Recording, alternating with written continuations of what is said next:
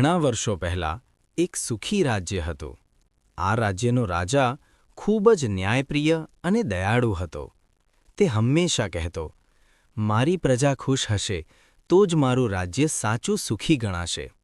રાજા દર અઠવાડિયે વેશ બદલાવી રાજ્યમાં ફરી આવતો અને પ્રજાની હાલત જાતે જોતો. એક દિવસ તે એક નાનકડા ગામમાં પહોંચ્યો. ત્યાં તેણે જોયું કે ઘણા લોકો દુઃખી હતા. પાક બગડી ગયો હતો અને લોકો પાસે ખાવાનું પણ ઓછું હતું. રાજાએ એક વૃદ્ધ ખેડૂતને પૂછ્યું, બાબા, તમે બધા એટલા ચિંતિત કેમ દેખાવ છો? વૃદ્ધે દુઃખથી કહ્યું, મહારાજ, અમે ખૂબ મહેનત કરીએ છીએ, પરંતુ યોગ્ય સહાય ન મળતા અમારું જીવન મુશ્કેલ બની ગયું છે. આ વાત સાંભળી રાજાનું હૃદય દ્રવી ઉઠ્યું.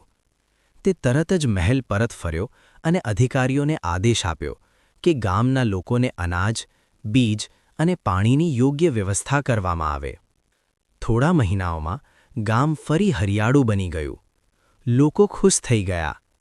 એક દિવસ સમગ્ર પ્રજા મહેલ સામે આવી અને રાજાને કહ્યું, મહારાજ, તમે માત્ર રાજા નથી, તમે અમારા પિતા સમાન છો. રાજાએ સ્મિત કરીને જવાબ આપ્યો, તમારી ખુશી જ મારી સૌથી મોટી જીત છે.